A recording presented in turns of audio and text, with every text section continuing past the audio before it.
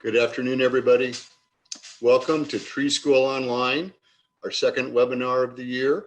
Today we're featuring Tiffany Hopkins. She's going to tell us how to make shiitake happen. But before we get to Tiffany, got some housekeeping things to do. I know that many of you are familiar with Zoom and familiar with webinars, but for those of you that aren't, it's always good to go through them. So if you scroll down with your mouse to the bottom of the screen, the Zoom toolbar should pop up. And on it to the far left is a little microphone that says mute and a little camera that says stop video or something. For you all, neither of those are active. So it doesn't matter what you do to them if they show up. The important things for the participants is in the middle of the screen.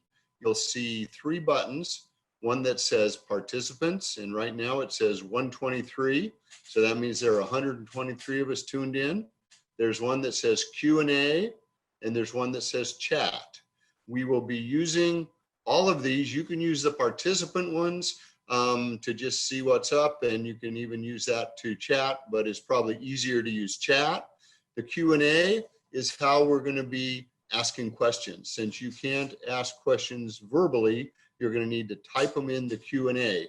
I know in some webinars, they type the questions into the chat box, but for our system here with Zoom, we're using the chat box for other things. So like when you came on, there was a message from Julie who is monitoring that says, welcome, the webinar will begin at 3 p.m. And it now says, the webinar has begun. For best, use the full screen. Cool stuff like that. So if you have questions about the content, put them in the Q&A. If you have questions about help, I need to know how to do this, then Julie can help you in the chat. She's also going to be monitoring the chat. Other things you can do in the chat is you can send the message that you send, you could send to just the panelists, or you could send it to everybody. So that's pretty cool that way. Couple other things of note is there are some resources that Tiffany has available. I know when you go to her class at Tree School, she passes them out. Here you have to download them. So Julie will post the link to the resources, and you can see it in the chat, but also if you go to the Tree School Online webpage, either through the OSU Extension site or through the Know Your Forest site, either one will take you to the resources. And Tiffany has a couple of really good ones that I know she'll talk more about. Lastly, before I introduce Tiffany, we wanted to let you know that these are all being recorded, both so you can watch them later and see what you missed, and also so other people that didn't have the opportunity to tune in live today can watch it recorded. And they'll be, Zoom saves them for us. We convert them to a YouTube file. Then the YouTube is posted on our Know Your Forest YouTube channel, but we'll have links to it on the Know Your Forest webpage and the OSU Extension Tree School online webpage.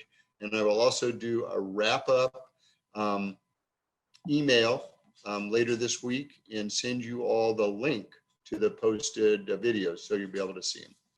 So with all of that, I'd like to introduce Tiffany Hopkins. Please welcome her. Tiffany comes to us. She's OSU employee, OSU faculty. She heads up the Master Woodland Manager and the Women Owning Woodland program. She's an Oregon native, bachelor's from OSU. And if I remember, your master's in extension methods is from West Virginia. Yep. She's been with us, what, about 6 years with OSU? 5, yep. That's incredible. Seems like just the other day I was on the panel that hired you. It goes so fast. So what are you going to tell us about, Tiffany? Kind of set up your talk and then we'll do the opening poll.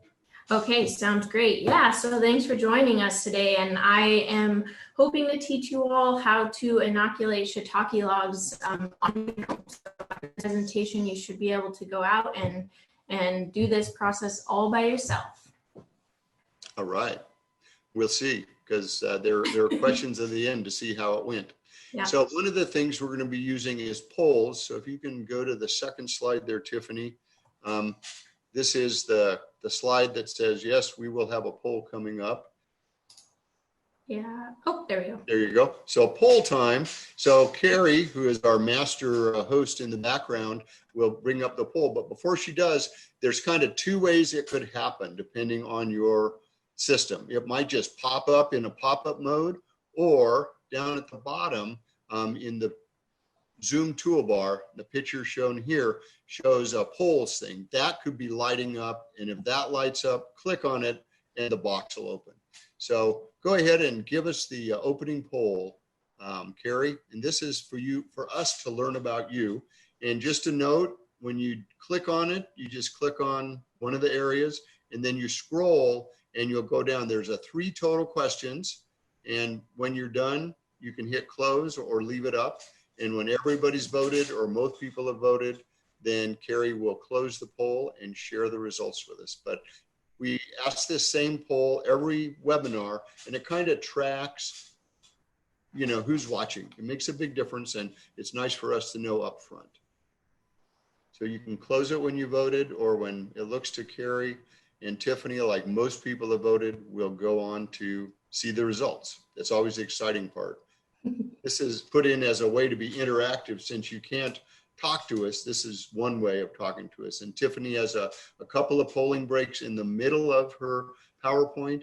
And then we also, at the end, we do this for our evaluation. There will be a poll that pops up at the end of the webinar. And here are the results. So it looks like most of you, just like last week, are from the Willamette Valley, smattering on the coast, east side, 10% from Washington State. Way to go. Glad to have you. And 3% from other places, but second week in a row, no international visitors. But, there are travel restrictions, so you'd expect that.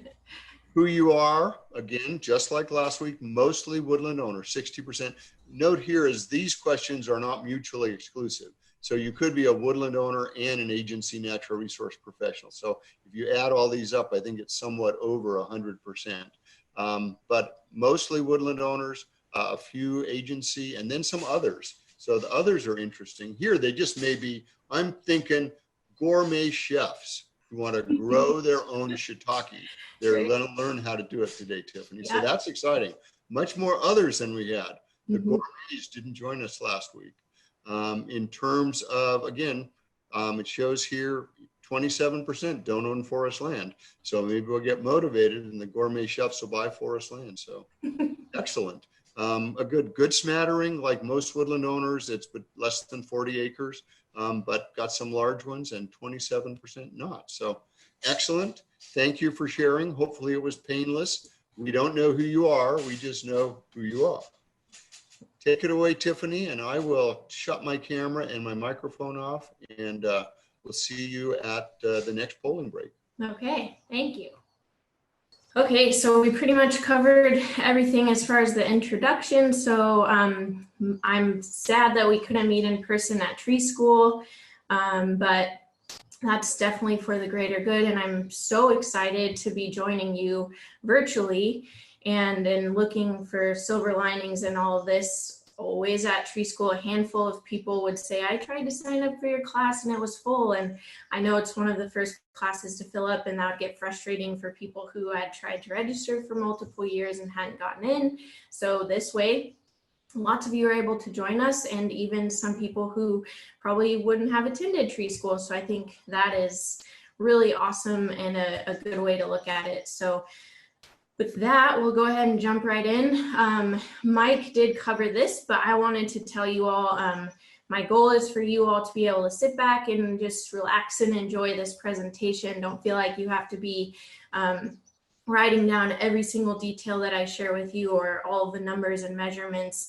Like Mike said, this webinar is recorded, so you can go back at any time and get those numbers or whatever you're looking for. Also, the Know Your Forest webpage, there's the resources that I linked out on there. So there's also a learning library. This is a really great resource for landowners in general, but there's specifically a non-timber forest products page on there. So I manage that. And there's this handout that I included both with the resources page and that's on that learning library page. And it will have everything that we're talking about today, including all those numbers and things. And then also I'm listing here my contact information. So anytime you have a shiitake question in a couple hours when you're like, oh, I wish I would have asked that, you can go and email me and I will respond. Also, if you have any questions about the two programs that I manage, the Master Woodland Managers or the Women Owning Woodlands Network, shoot those to me as well. So today we're going to talk about the life cycle of mushrooms, and then we'll get into how to cultivate and inoculate shiitakes on your own. We'll talk about kind of the waiting period, or what we call the spawn run, how to harvest shiitakes, what people use them for, and then we'll get into a demo. And then we'll also have some time for question and answers from you all. I wanted to briefly go over a little bit about what we won't be covering today. So this presentation is very specific. There's lots of really awesome mushroom species, and I do want to learn about other species that you all are interested in, because I would like to do a similar presentation on a different species. So that will be a polling question later. And then also there's some different ways to grow even shiitakes specifically, but we'll be focusing on log inoculation. And the primary reason for that, which some of you who are not woodland owners may have gathered, my primary audience, people that I work with and serve, are small woodland owners. And so this provides them with a way to utilize a resource that they would have on their property and really engage with their property in a way that maybe they haven't before. So on that same note, those people who I have worked with and given this presentation with for the last 4 years have not shown a lot of interest in making money off of shiitakes. It's more about that getting out in their woods and growing something that they can eat. So I won't be getting into more of the larger scale operations. This is something I have so many resources on, and I've gotten a few questions from people who are planning on attending today about this. So I would love to share those, and I am already putting together a list of those resources to post on that resource page on the Learning Library website. And then also, if you have questions about that, please contact me, email me, and I will love to chat with you more about it. And if we have, that's also a poll question later. So if we have a lot of people that are interested, it would be fun to do like a part 2 of this workshop. But what this is geared towards is just teaching you the best practices of how to be able to inoculate your own logs. So all right, so out in nature, we have these full-grown mushrooms that release little teeny tiny spore pods called basitas. Those will fly out and land somewhere in nature, and they'll start consuming whatever matter that they've landed on. They'll grow into these things called hyphae. Those will meet and fall in love and combine.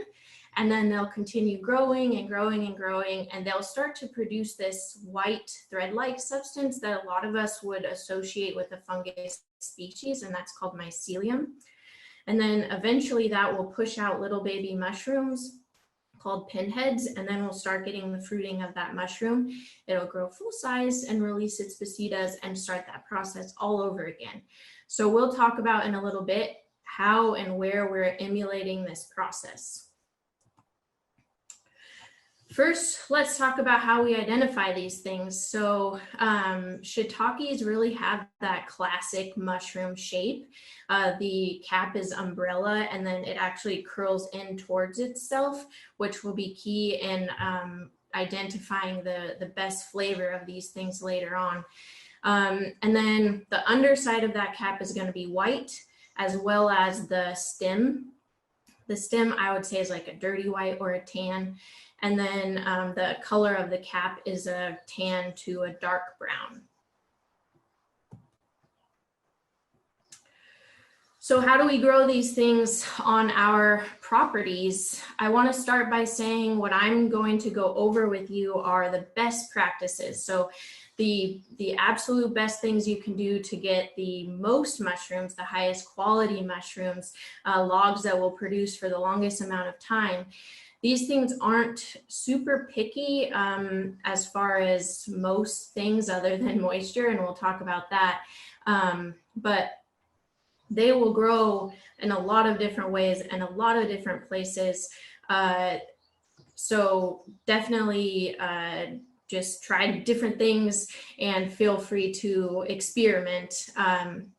But these are the things that you should maybe be aiming for. So you'll want to look for a young, healthy stem that has its bark intact. That's going to keep those shiitakes safe in there. You don't want any sloughing off bark. And then you want to follow the tree that you've chosen during its dormant season. That's going to ensure that there's really high moisture content in that tree and that there's a lot of sugar there. So usually we're doing this presentation in March, and it's like the perfect time. I know a lot of trees are starting to bud out now.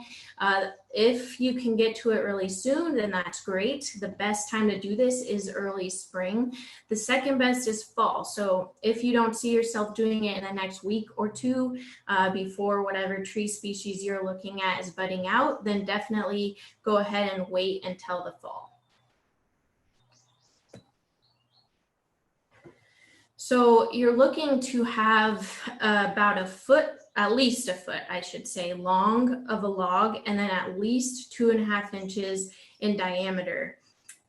The size, like the upward scale of that size, is going to be really dependent on what you're trying to do. So larger logs are going to last longer, but sometimes even those larger logs will start to deteriorate, like that bark will start to slough off before the shiitake have utilized all that substrate. And then also if you're going to be moving the logs, which you might need to do, it's a lot harder if you have a really big log. So the plus is that it's going to maybe produce for longer, and then the smaller logs will last for 3 to 5 years about. And so yeah, it's just really thinking about what are your goals here. If you're wanting to make lots of mushrooms over a long period of time, then you might want to do slightly bigger. If you're just looking to do 1 or 2, then maybe do some smaller ones. Things that you're going to want to avoid: evergreens. So sadly, our beloved Doug firs will not grow these things.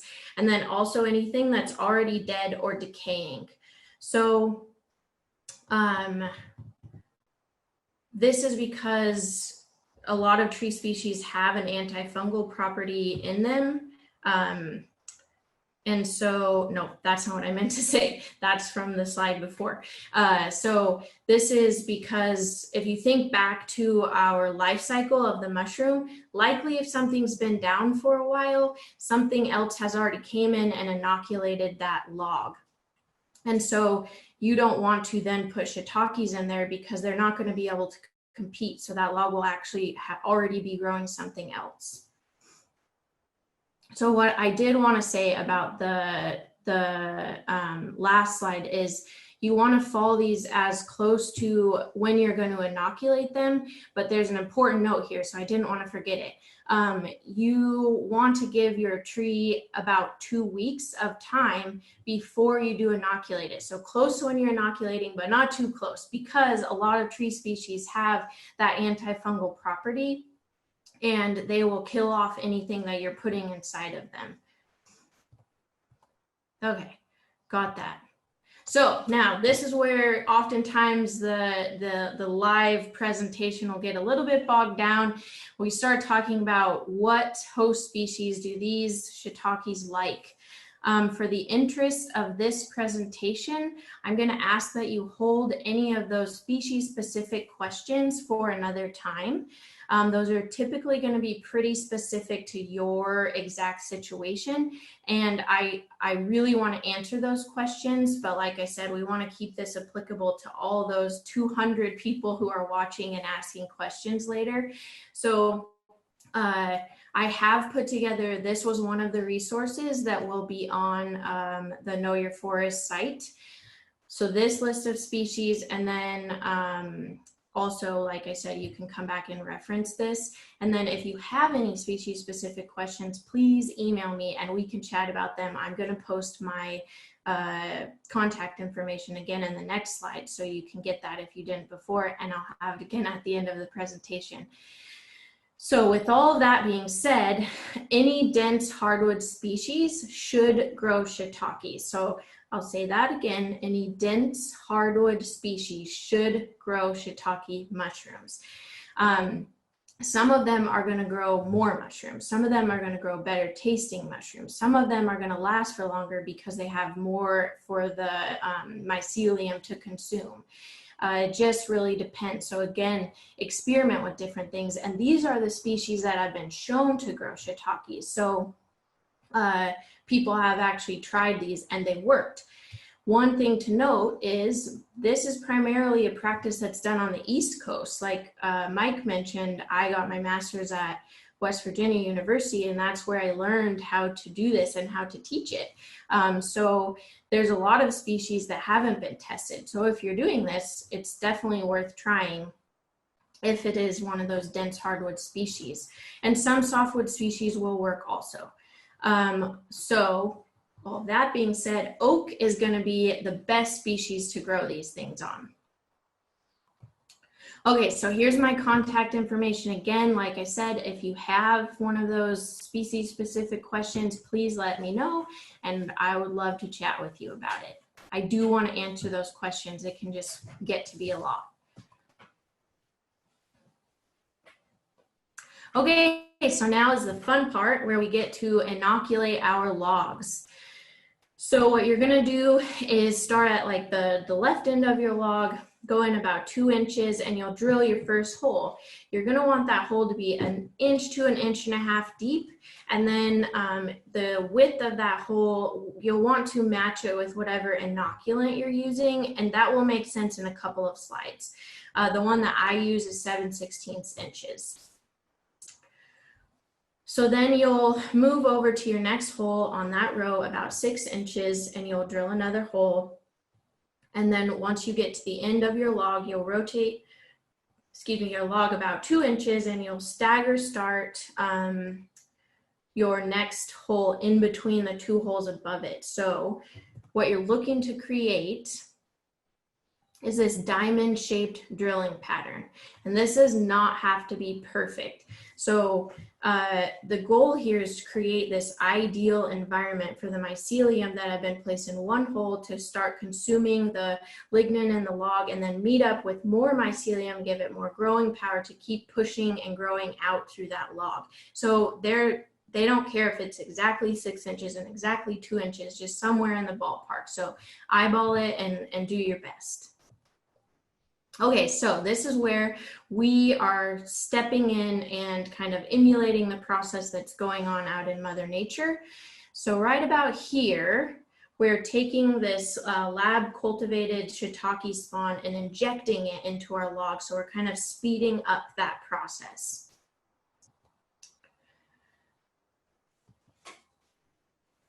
So once we've drilled those holes, before we put the inoculant in, this is one of those best practices. So you'll spray each hole with water. If you followed the instructions up until now of when you fall in your log, the species, all of that, you should have a high enough moisture content that you wouldn't necessarily need to do this. This is just going to really give that sawdust spawn the best environment it can have to start growing as soon as possible. So after that, we're going to collect and then inject each hole with this sawdust spawn. And then finally, we cover each of those holes with food grade wax. So this is just to protect all of that work that you've done and keep other mushroom species from getting in there, critters, it's almost like we're adding the bark back onto the log and just giving it that extra protection. So I put together a list of each of these tools that you may need to complete the process and their approximate prices. So this is an inoculant tool, and it's basically like a plunger type device, and you'll see it in real time when we do the demo. But they run about $35. And so that can be spendy for some people that aren't wanting to do this at a larger scale. If you do want to do lots of logs, they're a huge time saver. I will say that. And then this is the drill bit that I was talking about. So there's a little stopper at the end of it at that inch and a half range. And so you'll just be drilling down, it'll automatically stop. And that can be really helpful. If you don't want to buy one of these, you can just use whatever width that you need of a regular old drill bit and put a piece of tape around it at that inch to inch and a half mark. And then that will tell you when you should stop drilling. And again, this doesn't need to be 100% precise. Just do your best with what you have. And so those will run you about $15. I did want to bring up at this point that you have two different options of inoculant. So what I'm using and talking about is the sawdust spawn. Another option are these little dowels. So basically what they are is a compacted version of the sawdust, and so everything's already all in there for you. So you just get a bag of these and you drill your hole and then you place that in there. You don't have to mess with all the sawdust.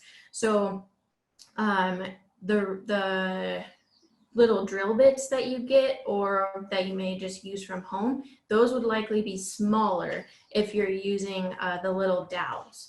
So that's what I mentioned earlier. It might not be 7/16 inch if that's what you're choosing to use. So there's pluses and minuses to each of these choices also. And again, I'm going to say it depends on your goals and what you're doing.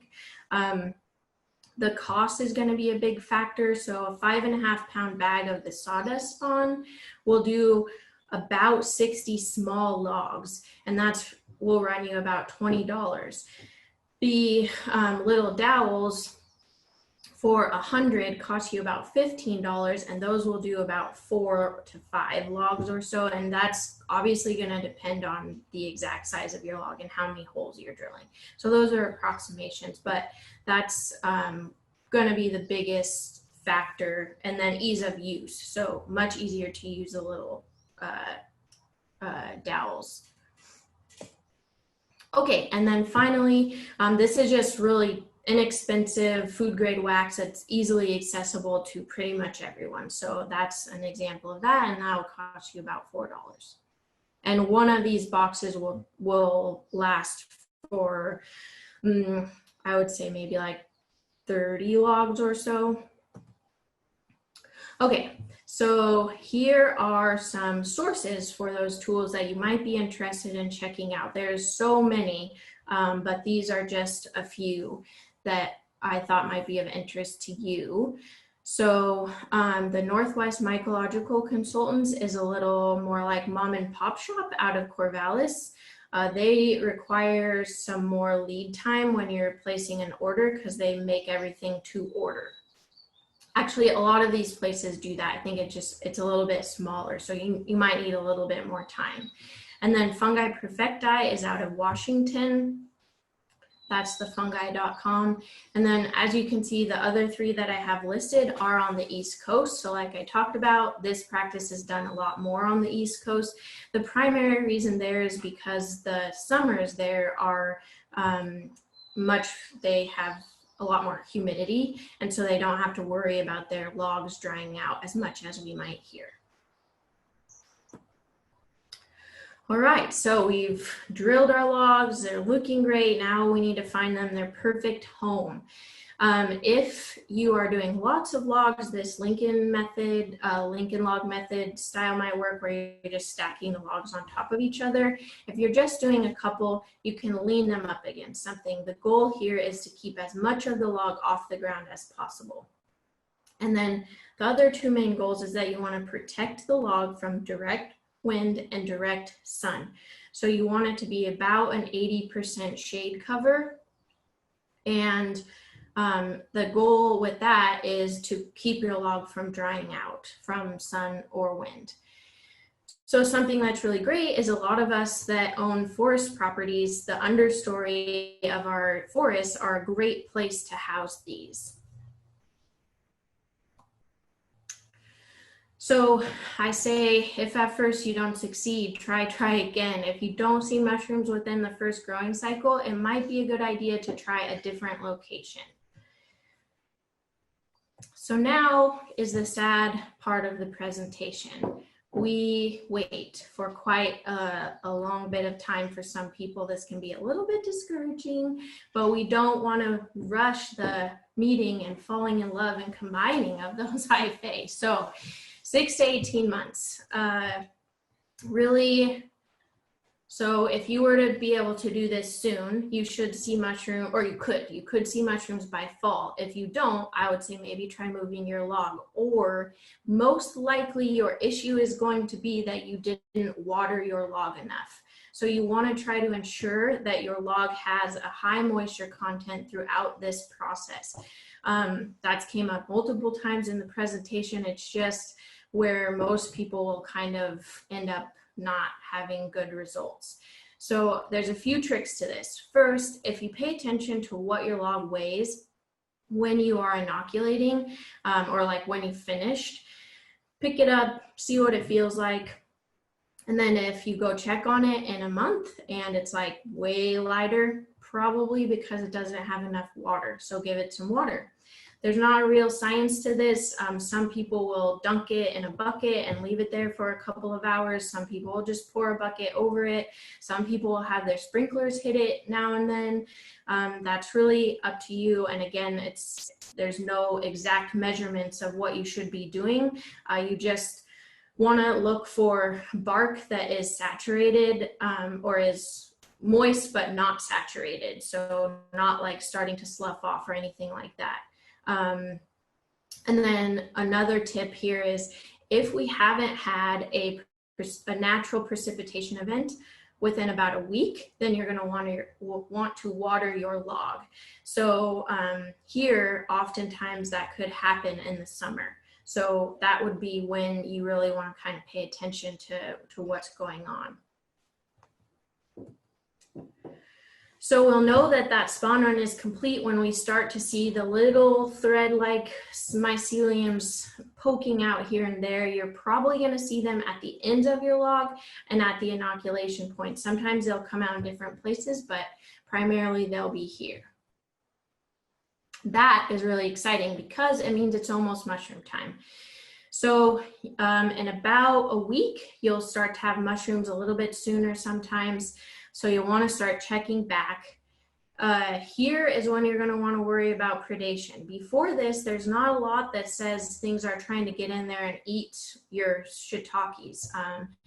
But once they start making mushrooms, lots of things are going to want to eat them. So primarily slugs, and then sometimes like squirrels or deer, depending on what you have on your property. So once you start having these full-grown mushrooms, you want to come back every day, check on them, harvest them. You can talk to them if you want to. So this is where that little curl comes in, like I talked about earlier. They have the best taste when they have that little curl still under them. So that curl will start to flatten out, and they're still fine to eat. They just won't have that superior quality. So for all the gourmet chefs, that's what you're looking for. Yeah, and then you want to harvest them by either like cutting them with some sort of shear or with a knife, or twisting them there at the base. What that's doing is protecting the bark, and also hopefully there's some more mycelium there getting ready to make more mushrooms, so you don't want to tear that out. And then you'll have a growing period of about 4 to 10 days, just depending. I've had people that have only gotten one mushroom, and so that's all they got from that growing cycle. But you can have up to about 10 days. And then you wait another 6 months for another fruiting cycle. So if you are interested in these larger scale productions, or just getting mushrooms more often than every 6 months, you can try this forced fruiting method. So after you've had that first natural production of mushrooms, you can't do this before then. You got to let the mycelium get in there and really consume the substrate in the log. But you've had your first fruit. Now you want more mushrooms sooner than later. So wait 4 to 8 weeks and then give your logs a warm water bath for about 20 hours. Kind of what this is doing is tricking them into thinking there's been a season change, and so then they will produce again within that 5 to 7 day period. You can do this for the entire life of that log. What you will need to think about is that it's definitely going to lessen the life of that log because you're having more fruitings more rapidly.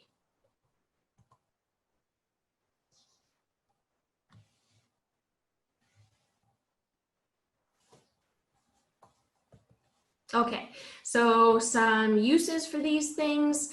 They sell for upwards of $8 a pound. So on a small scale, if you're interested, you could sell them at a local farmer's market or to gourmet chefs in the area if that's a market that might be around where you're at. There's some commercial grow operations. A lot of these are on the East Coast. And then I've had people inoculate logs and give them as gifts, which I think is super cool. That's why I feature it here. This is actually off of Etsy, so that could be another way that you might be interested in generating some income from these. What I recommend is waiting until after that first growing cycle, so you know that you have a successful log that's going to produce. So you just include the instructions and give it as a gift. So that can be pretty cool for some people. And then the reason why most people take this class, to be able to grow something on your own and consume it for yourself. So that will wrap it up. And I think that leads us into another poll.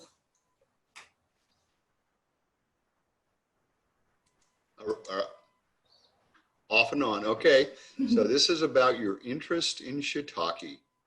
I'm a landowner who already grows it. I'm a landowner who's interested. I'm a professional interested in teaching others how to grow shiitake. I'm a landowner interested in making income and other. So only one question this time, no need to scroll. Again, if it didn't show up in a pop-up box, look in the Zoom toolbar down below.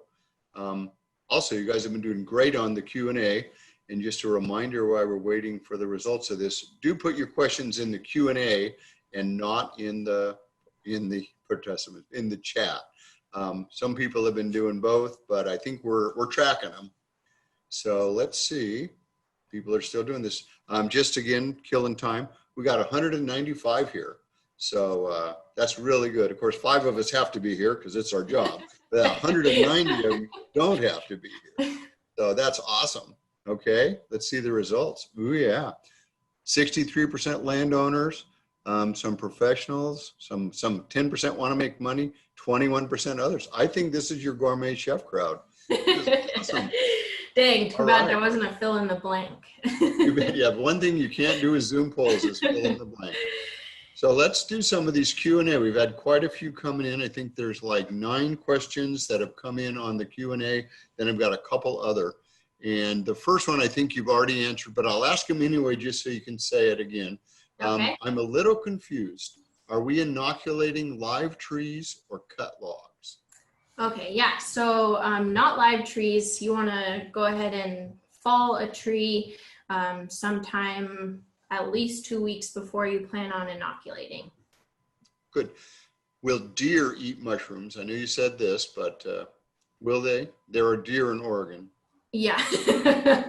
Yeah, so I've heard that, yes. I've never witnessed it. So, I think there's not I guess a lot of science behind this because you're not necessarily seeing what is consuming the mushrooms, but yes, I've heard that deer can be an issue.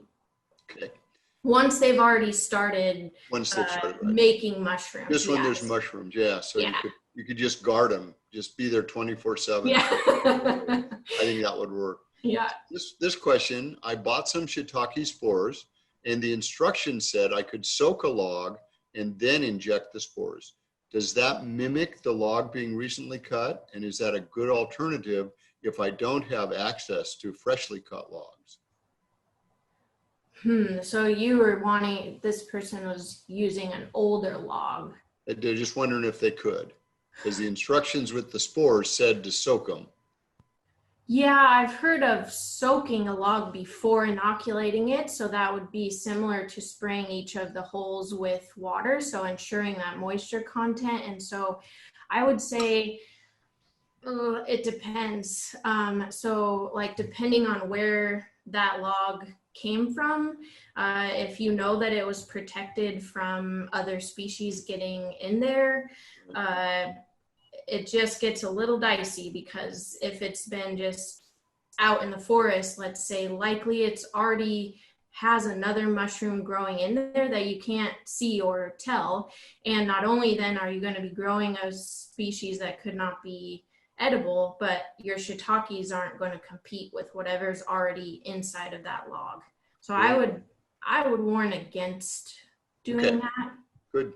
So I have a follow-up. Nobody posted this, but as you're asking that, it made me think of, you've inoculated the log with shiitake spores. They're growing.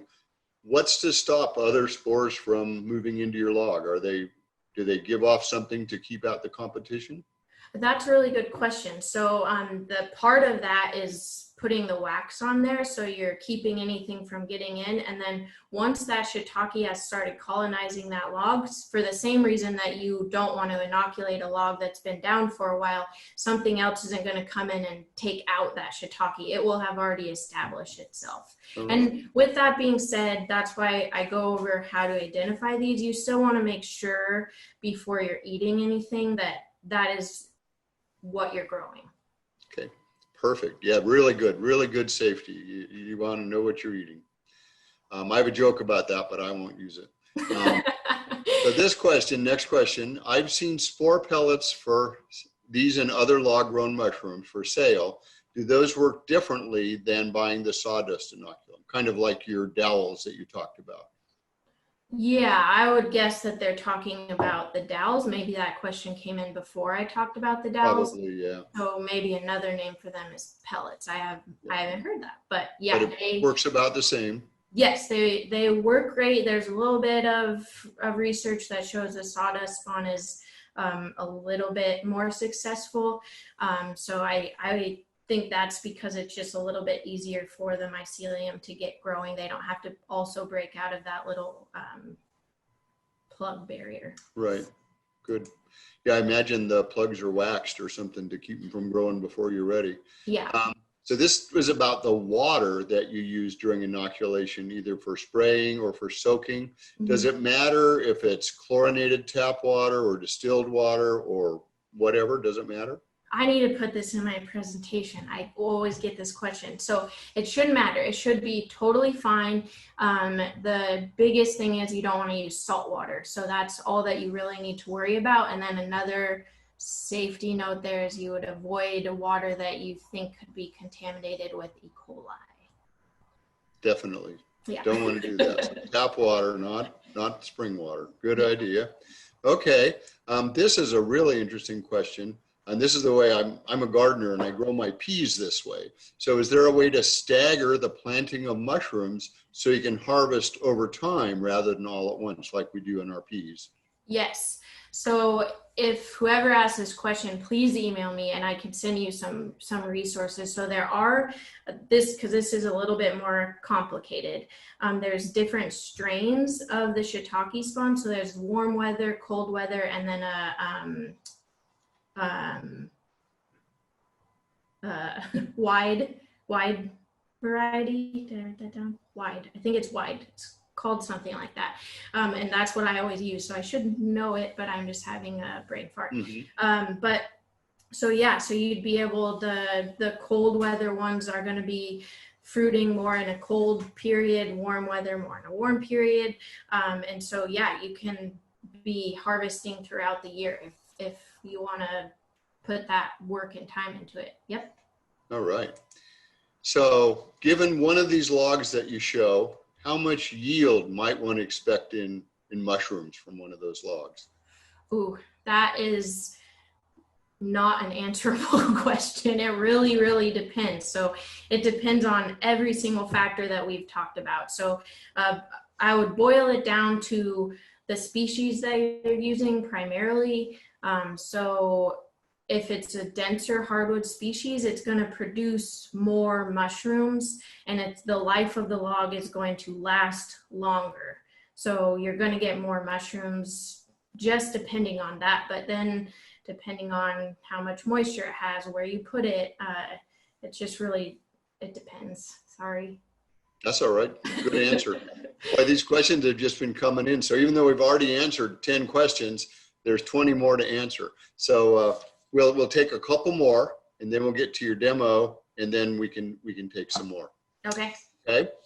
So good. If you're starting in the fall, which you said is one of the possibilities, do we need to protect the logs from ice and snow, or just leave them out there? Nope. So that's their dormant time. They should be fine. They're doing their thing inside of the log. And like I said, a lot of this is done on the East Coast, and there's no worry there. All right. So this one's about the wax. Can you use beeswax rather than regular paraffin? Yes. Yeah. Any food grade wax is fine. All right. Oh, this is a good one. Can you save, this is again from the Grow Your Own Gardener. Can you save your own spores to inoculate more logs rather than having to go buy new spores every year? Yeah. So this question comes up occasionally also, and it's not really something I can answer just because you are going to be eating these, and I can't guarantee that the spawn that you're using is shiitake and that what you've grown is shiitake. So my official answer to that question would have to be that I can't answer it. I can give you some resources that would tell you maybe otherwise. Good. So this one, we'll do this one, and then we will move on to the demo. But I think since you mentioned other mushrooms, and this is obviously real important, food safety and all safety. Are there any poisonous mushrooms that might be easily confused with shiitake? Oh, that's a really good question. I've never gotten that one before. I don't know the answer to that, and I will figure that out. Yeah, maybe you can post it on the resource page. Yeah, I will do that. That's a really good one. I feel like I've done extensive research and never seen anything about that. So but I don't want to say no. So yeah, I'll look into that. Yeah, but again, a good reason to use a fresh log, to use purchased spores, and to just be as safe as you can. Yeah, and that goes back to that previous question. If you're buying this from a trusted source, you know what you're getting is shiitake, and so that's excellent. Well, why don't you move into your demo mode, and while you're doing that, Carrie has another poll to post, correct? Okay. So you post the poll, Carrie, and we'll see what this is about. So what other mushroom species are you as an audience interested in growing? And again, you can answer more than one. Lion's mane, blue oyster, turkey tail, pearl oyster, all of the above, or none. So answers, please.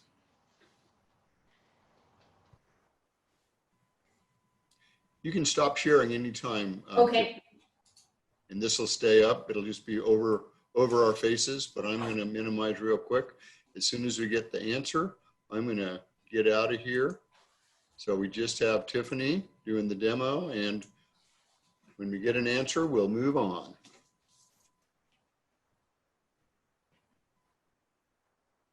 All right, all of the above. Just once you give that choice. But if you had to vote for a winner, it looks like pearl oyster and lion's mane. So excellent. I'm happy with all of the above. That means anything I choose, people are going to love. They're going to love. You got to like that. All right. So I'm going to go silent so my creaking chair won't be louder than your drill. All right. Okay, so we're going to get into the demo now. I know I've walked you through all this on the PowerPoint, but I just really learn a lot better by seeing somebody doing something or doing it myself. We can't do that, so this is the next best thing. So we're going to start by putting on our PPE, our personal protective equipment, so some eyewear, and then some gloves. And I've got my log here in front of me, and then also the drill that I'll show you in 1 second. So this is the drill bit that I was talking about. There's the little, I can see if I can get up here a little bit closer. I'll focus in there.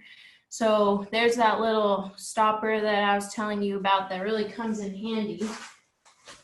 So we're at the left point of our log. We'll move about 2 inches and we'll drill our first hole. And then we'll move over about 6 inches and drill our next hole. And then we'll continue doing this for that entire row. So it looks like this is a little bit of a smaller log, maybe only one more. And then for the next row, which will be about 2 inches down from that, we're going to stagger start our hole in between the 2 holes above it. So what the shape you're making right now is more like a triangle. And then you'll do the same thing in between the next 2 holes, which should be about 6 inches from that hole that you just drilled.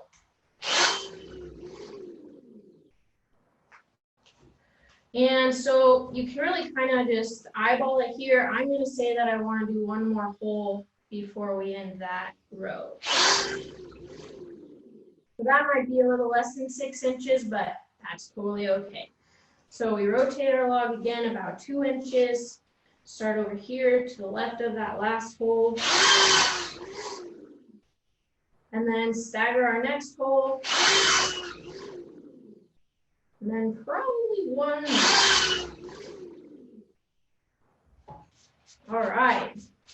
So our drilling process is complete. Set this off to the side. And then I'll get up here and kind of try to show you guys that diamond-shaped drilling pattern. So let's see if I can hold this with one hand. So there's what you're looking for, just about. Okay, so the next step is to spray each of these with water. So nothing fancy, pretty quick. And then we have our inoculant. So this is that plunger tool. You'll see goes pretty quick compared to what some of the other options. So you're just kind of shoving it down into there, putting it over the hole, and plunging that top piece down. So we talked about the cost of these things, which can be a bit of a barrier. Like, you don't want to spend that much money if you're only doing a couple logs. That totally makes sense. So another option is to just take your hands and put them in your bag of sawdust, and then you're just kind of shoving that sawdust down in there. And what you can do is take like the butt end of a pen or a pencil and kind of tap that in, and that actually looks pretty good. So you're trying to kind of fill up that each hole. Like you can see, this takes a little bit longer. So if that doesn't matter to you because you're just doing this for fun, then that's great and a way to save you some money. All right, so at this point, if you tried the dowel spawn, all you would be doing is taking putting them in each of the hole. Then you'd be done. All right, so I should have mentioned, I only did 3 rows. That's just for demonstration purposes. You will go around your entire log, and then you will put inoculant in every single one of the holes. All right. So the final step is to put wax on each of these holes. This will take me a second to grab my little wax machine, so I'll be right back.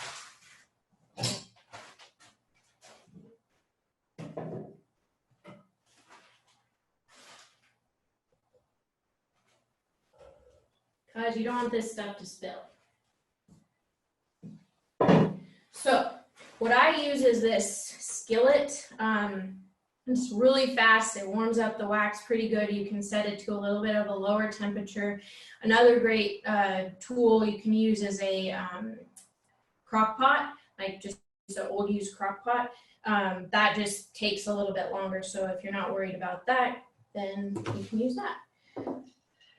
So you just go ahead and start putting the wax over each hole. This doesn't need to be pretty. Good thing about shiitake is they don't really care what any of this looks like. So that's a good thing to keep in mind when you're looking at trees on your property. It might be one that is ugly and not going to be worth anything at a mill or something like that, or maybe it's branches from ones you're taking to the mill. Does not need to be pretty.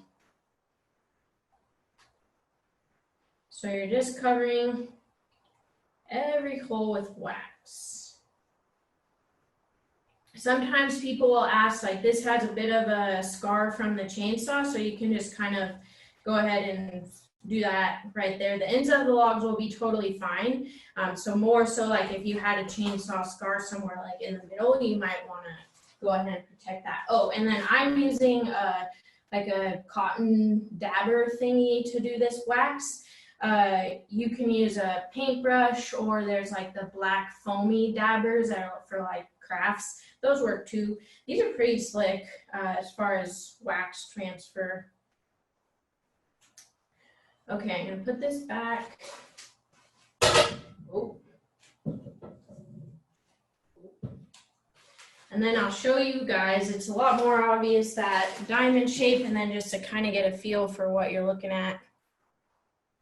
That's what you're looking for. And then I have a completely done just example, so you see this is what it'll look like when it's all over. So that's the end of that, and I think we have maybe a poll or some time for more questions. I think we got both. So excellent. I just think this is so generous of you to make your living room into a dining room, into a workshop. And I can't imagine. This is probably normal, right? You always drill logs in your living room. Perfect. What extension? Yeah, it looks a little different. Perfect. Okay, so I'll let you go ahead. I don't think we need to start the PowerPoint, but why don't you go ahead and start the PowerPoint and share your screen, and I'll ask Carrie to put up poll number 3. Okay. So it's poll time. Good. It's always good to have poll time. And boy, do we have a bunch more questions. They just came in. So will you use the information from this webinar in your work or leisure? Uh-oh, this is the wrap-up poll. Let's don't do this yet. Okay, we got all the polls done.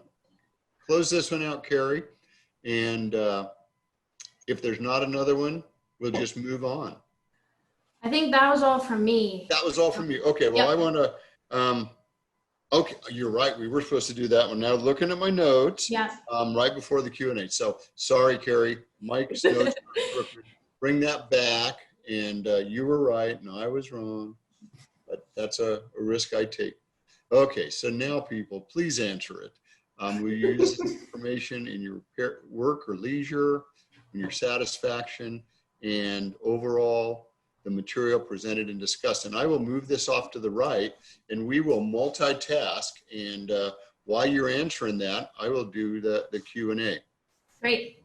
So back up to the top. A bunch came in. We got 26 now. I don't know if we'll have time to answer them all, but we'll give it a shot. So would the fact that you have shiitakes growing in your area, would that interfere with any local mushrooms that grow naturally? You know, like the spores going out, are they going to outcompete some natural stuff? They shouldn't. So they should just be growing on that host species that you've provided them. They're not going to go anywhere else. Okay. So assume you want to grow them and sell them at a farmer's market. Are there food handling safety parameters that we need to follow for doing that? Those are going to be specific to whichever place that you're looking to sell them. And yeah, you will want to look into that.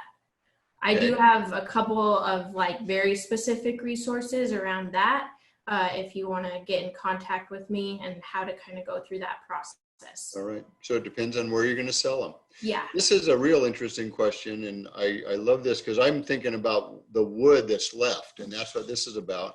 Does shiitake fungus produce spalting patterns in the logs like some other funguses do? So it's like a pattern in the wood because of the fungus growing in there. I don't know the answer to that question. Okay. So how about what's the wood like when you're done? I mean, is it pretty much all used up like an old piece of rotten wood? Yeah. So the recommendation generally is to like use them in your garden for compost or something like that. Because that's the goal really, is for that mycelium to consume everything in that log. So there should be nothing left. Perfect. Well, we noticed that you didn't seal the end of the logs. We've seen some cases where those are sealed. Would it make a difference? Yeah, some people do and some people don't. So it doesn't really make a difference. Okay. So I think it's just an extra step. So I know you said you don't want to do species questions, but this is species group questions. So any softwoods are okay? You said not Douglas fir, not ponderosa pine. How about hemlock or something like that? Yeah, so some softwoods are going to be usable, but it depends, and not very many of them have been tested. So you could try it and see. But yeah, just going back to that, I can go back to that list, but yeah. Good. Why does the log need to be at least 2.5 inches, and why can't it be more than 7? So the more on the smaller end, you just want to have enough for the mycelium to have to eat to make the mushroom. So it's getting its nutrients from that cellulose and lignin inside of the log. So you want it to just have enough to make the mushrooms. On the larger end, that diamond shaped drilling pattern that we're doing about 1 inch in, you're not going to get into like the center of the log if it's that big. Good question. Good answer. So these are a couple that showed up in the chat, and I always love this one, having run an extension office before. Do extension offices have inoculation tools that people can check out? They don't. I've never gotten that question before, but if people would be interested, I think that would be a great idea. It seems like something you just use for a couple of days once a year. Right. Maybe. Yeah. That would be a good way to share some of those costs. I've loaned out my stuff before to people. So yeah, I like that idea. Okay, cool. But so far as we know, not yet. Yeah, no. Plant the idea, and who knows what will happen. Yeah. So can you overwater the logs to keep them moist? So you don't want to overwater them. Yeah, because if you get a log too wet, the bark is going to start sloughing off, and you don't want that. Good. So I think this one came from one of our gourmet chefs. Can you explain that curl thing again? Yeah. So the cap of the mushroom, at the edges, it curls back inwards towards itself. So like back towards the little stem. And it's said that the optimal taste, so you should harvest it when that curl is still in existence, because as the mushroom ages, that curl will start to uncurl itself. Good. Got to think that has to do with moisture too. As it dries out, and they probably wouldn't last as long. Yeah. Okay. So how do you know that your log isn't already inoculated with another mushroom?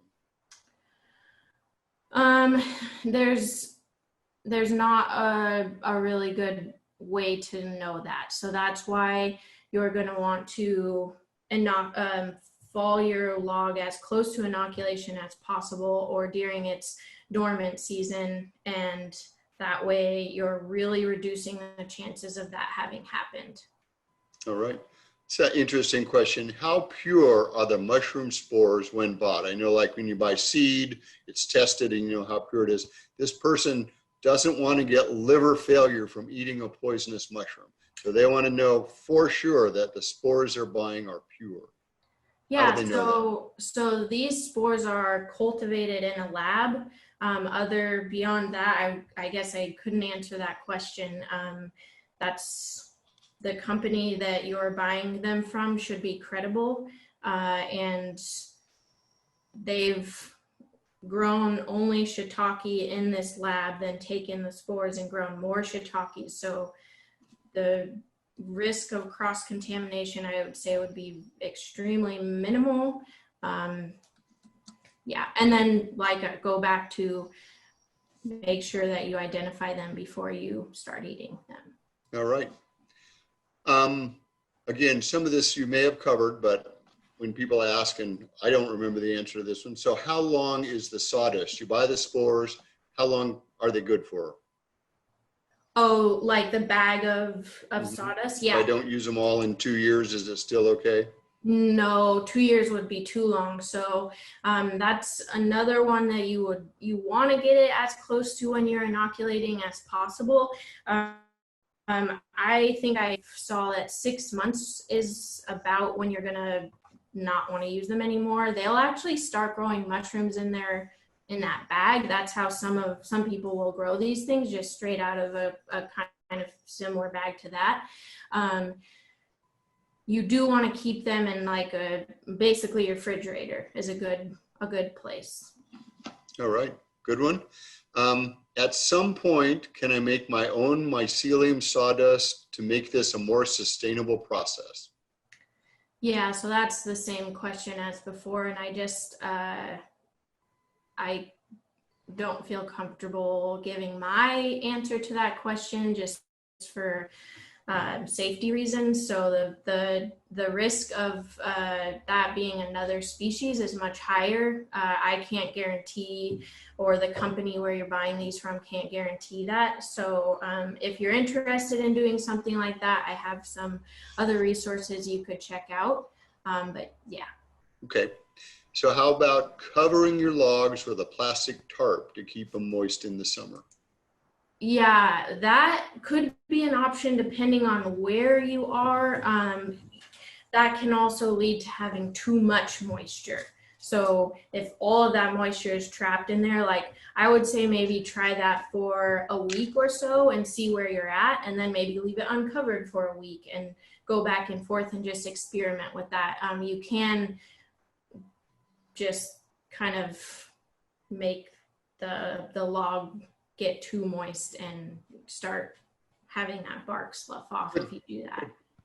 So this question is about resources to get logs if they're not a landowner. Mm-hmm. Where can we get logs? Yeah, so I would recommend, and I've talked with the Oregon Woodland Co-op would be a good place to start. So they have some woodland owners that may be interested in working with you or just selling you the logs too. I know from things that I've read, you could contact a local logging company, or if you see people who are selling firewood, they might have access to oak logs specifically.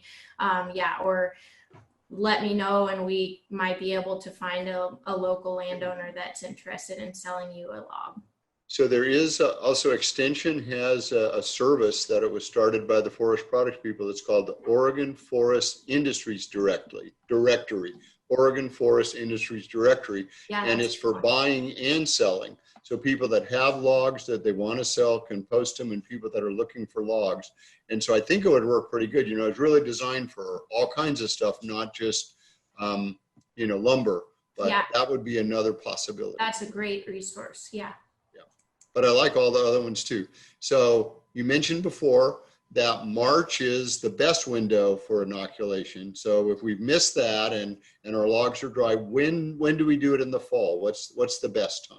So just early spring is the best time, not specifically March. It's just tree school is March. So that happens to fall in that early springtime. And really you're just wanting to have fall in the trees in the dormant season before the bud break. And I know the bud break is kind of happening in a lot of places by now. So in the fall, it would just be early fall, so September, early October. What you're avoiding is like getting the log inoculated and then instantly having freezing temperatures or instantly having 90-degree days. So just not letting them kind of get started before they're being shocked by some of the temperature extremes. Okay, I like that. This one came up, at least this is our most popular question. At least 4 people have asked this same question. So can you maintain your logs in a root cellar with constant temperature, or do they need to remain outside and be subject to changes in temperature? So less about temperature there. You can grow these indoors. The thing is that they do want some sort of day and night structure. So they want some light. And so something, yeah, maybe like your cellar or your basement, that does come up. Might not be the best place, but there could be a place in your house if you were just doing one log or something that would be suitable. All right. We just had a question in the chat of how long are we going to keep going? And this webinar is scheduled to go until 4:30. However, one of the beauties of Zoom is we don't have to quit at 4:30. There's not another program coming on behind us. So Tiffany has agreed, hopefully she still agrees, that she'd be willing to go into overtime, but we will stop at 4:45. And this is one of the reasons we did the evaluation early, so that if your question has already been answered, you can leave. But if your question is still on this list, that's constantly growing, we might have stayed to get them all done. But sooner or later, every audience runs out of questions. That's not a test, though. Don't try to get that. So you might have said this, I agree, but it's good to repeat it. How many harvests can you get out of one inoculation? Oh, yeah. So that is going to depend on mostly the size of your log and then the species. The smaller logs, so like more towards that 12-inch range, is going to be like 3 to 5 years. And then the bigger you go, in theory, the longer that your log would last. But like I mentioned, if you go too big, then the tree or the log is going to start deteriorating on its own. That bark is going to start sloughing off before the mycelium have gotten the chance to consume everything inside of there. Good. So this is another question that came up a couple of times. It looked from your demonstration that you're only doing the top of the logs. Do you go all the way around and do 360 degrees? Yep, sorry, I mentioned that, but I should have as soon as I was drilling. So I just did that for demonstration purposes. You want to do the entire log. Okay. Again, on the wax, does it have to be food grade wax? Couldn't it be like old candles we have laying around? So the official answer to that question is you're going to be eating the mushrooms that are coming out of the places where you put the wax. So the official answer is yes, you would need to use food grade wax. Good answer. So again, another wax question. You just have to have a layer of wax over it. You don't necessarily have to fill the whole hole with wax. Is that correct? Yeah, and you'll really see when you're doing it that, like, let's say the goal is to get the sawdust sponge to the top of the hole, but it's not always going to do that. So when you go to put the layer of wax on, if the sawdust isn't at the top of that hole, the wax is just going to kind of fall into the edges of that hole. So you'll end up pretty much filling the hole. All right. So since you're doing them all the way around, do we need to rotate them? Or will they grow okay if they're on the bottom? The mushrooms, you know, rotate the logs as they grow? Yeah, so I think what that question would mean is like the two methods that I showed, either like the Lincoln log or leaning it against something. So it should be fine all the way around that. Wherever it's touching the ground, it likely will not produce mushrooms. That's why you want to keep it off the ground, that and to prevent other things from getting in there. But excuse me, yeah, so other than that, it will produce all around without rotating. Excellent. I'm going to give your voice a break and ask you to click on so we see the slides for the next two webinars, and yeah. I'll give a little sales pitch here for upcoming webinars. Yeah, I think when I don't click for a couple minutes, it Goes to sleep. That happens to me. So I'll start talking, and then when it comes up, it'll come up. But we have these webinars, and I didn't mention at the beginning who they're brought to you by. They're brought to you by OSU Extension and also the Partnership for Forestry Education. And I want to do a special shout out to three groups, to OFRI, to the Oregon Department of Forestry, and to the U.S. Forest Service, because that's where our leadership and our funding is coming from. But it basically is a OSU Extension property. And if we wouldn't have had tree school in the first place, we couldn't have done this. So next week, there are actually two webinars. There's one in the afternoon. That's a brand new one. It wasn't at tree school because we didn't know it then what COVID-19 was. But this one is COVID-19 and the Oregon forest sector from 3 to 4:30 next Tuesday. And we've got panelists from various parts of the forest sector. We've got university economists. We've got CEOs from lumber company, logger association. We have, it says TBA, but we know it's Ron Graham from the Oregon Department of Forestry is going to talk about firefighting and how it's being impacted. And Gordon Culbertson, our Oregon Tree Farm of the Year, is going to talk about what's happening down on the tree farm with COVID-19. So can you click and see if the other one shows up? Is the forest property tax one. We have a 10 o'clock one too next week. There it is, your property taxes and your forest land. So this features a group from the Clackamas County Appraiser's Office. We have Lynn Longfellow, Tony Hunter, and Bronson Ruda.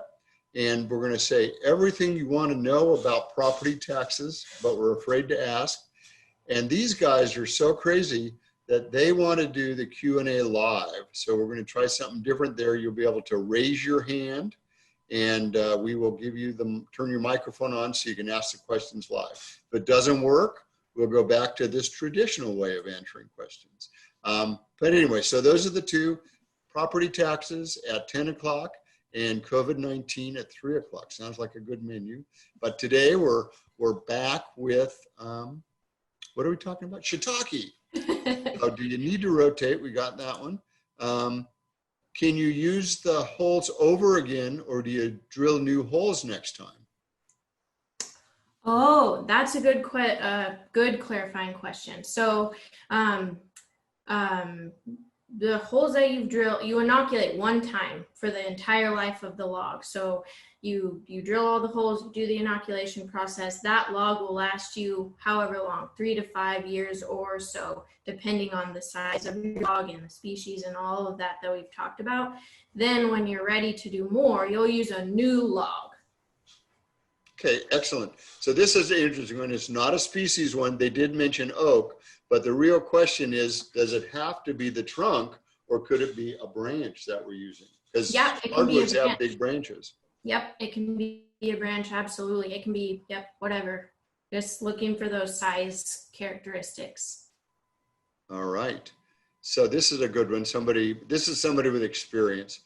Do you have any suggestions for what one can do with the tough shiitake stems after harvest?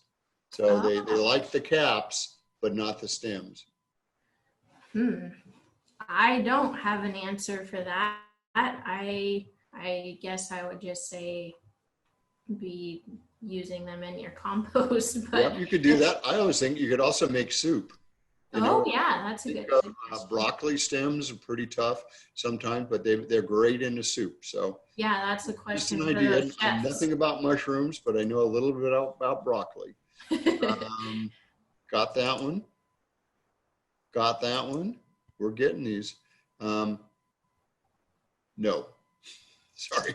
Everybody wants their questions. So I think they're just going to have to email you. All you people that want questions answered about species, we're not doing those on the air. We're going to, Tiffany would rather make sure you get the full deal on that. So this is a question again about wax. Do we need to use wax if we're using dowels rather than sawdust?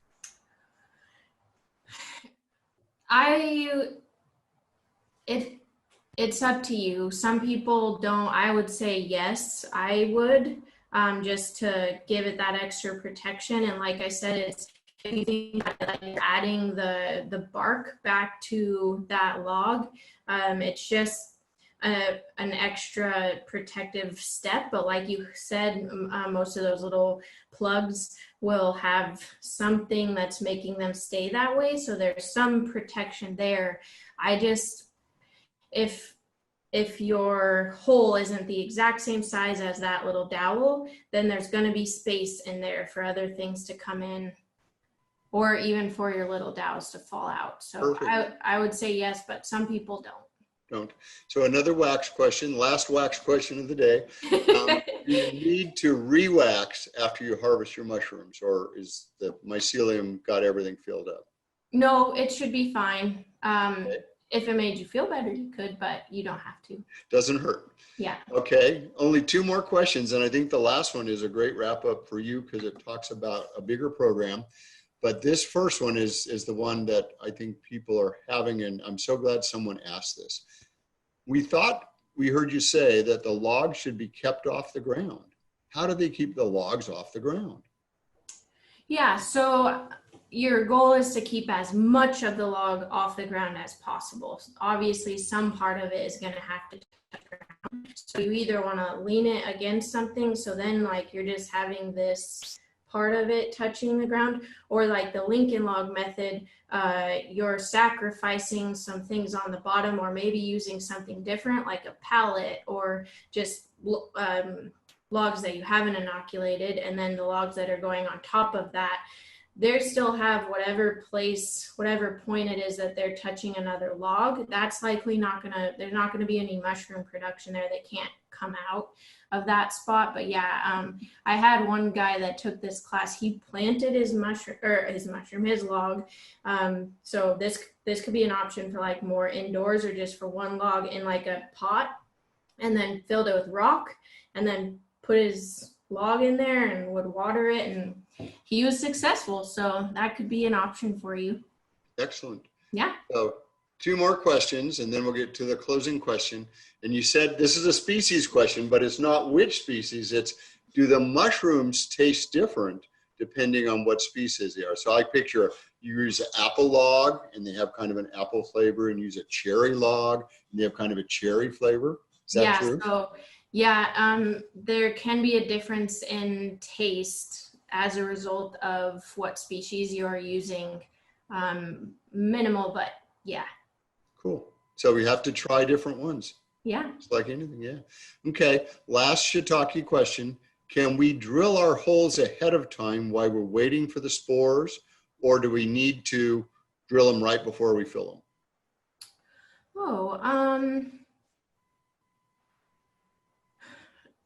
I guess it would depend on how far in advance and then where you're going to store them. I would wait if you can, because you're going to then be drying out the log more. So you're putting all these holes in it, and that's going to make it more susceptible to drying out before you get to inoculating, if you were able to keep it moist and protected. So the bigger fear there is that you are breaking that bark and then allowing so many points for something else to get in there. So I would say as close to, like, while you're doing it, it would be absolutely best. All right. Excellent. So this one goes from about shiitakes to an advertisement, a commercial. Can you say a little bit about the Women Owning Woodlands Network, what it is and what it does and what you do for them? Absolutely. So WowNet, or the Women Owning Woodlands Network, is a peer learning network for women who own or co-own or help to manage forested property. The goal is that we provide learning events and also put a special emphasis on the knowledge exchange between the women who are there. And that's kind of what makes it unique and why our participants love it. So Yeah, that's it in a nutshell. I will talk to you for as long as you'd like. If you can give me a call or email me, it's a really great program. All right. So there was one more question that came in, and I know you answered this once, but again, I think it's a really important one. Yeah. Is there a fear of shiitake becoming an invasive species? Because it's obviously not native to Oregon, right? It comes from Japan. Yeah, so not that I know of. It's going to be growing on whatever log that you've inoculated, and then you're going out there and harvesting the mushrooms and bringing them in to eat. So there shouldn't be a big fear of that. And before we sign off, I thought this might be what you were going to say, but I know that there's a research project going on up in Washington, and they're doing all kinds of cool stuff. And so that's going to give us a lot more specifics to this side of the country. I'm so excited about that. And I will share the results of that. I'm sure they'll publish some things on the Know Your Forest non-timber forest products page. Yeah, so you can look for that. All right. Well, thank you very much, Tiffany. Again, just a reminder, we really thank our sponsors, Extension, Forest Service, ODF, OFRI, Partnership for Forest Education for doing this. And next week we have one on 10 o'clock, your property taxes in your forest land, and maybe you can go try the back arrow. Yep. And then at 3 o'clock in the afternoon on the 5th, we have COVID-19 in the Oregon forest sector, and you need to register for each of these separately. So on the knowyourforest.org, which you can just type Google Know Your Forest, and believe me, we'll come up first because it's our webpage. And you go on that page, look for Tree School Online. It's usually the first thing you see when you open it. And right there, it lists all of the upcoming ones. And that is where you'll go both to get resources from Tiffany's presentation, to sign up for future ones, and to get the video, which we'll be posting by the end of the week. So thank you all very much. Yeah, and it was great turnout. I got 185 was the highest number I saw. So that's excellent. If this was at Tree School, as Tiffany said, it would have sold out at 35 seats. Yeah. So that's about 80 of you or something that got to see this that wouldn't have seen it at Tree School. So Yeah, it's awesome. thank you very much. Goodbye, everybody. Thanks for having me.